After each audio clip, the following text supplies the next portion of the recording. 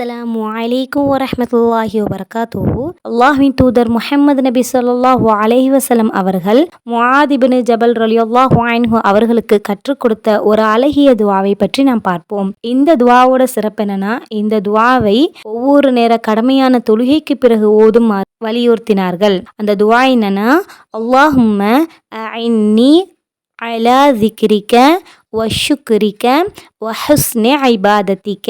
என்னுடைய பொருள், இறைவா, உன்னை நினைப்பதற்கும் உனக்கு நன்றி செலுத்துவதற்கும் உன்னை அழகான முறையில் வணங்குவதற்கும் எனக்கு உதவுவாயாக.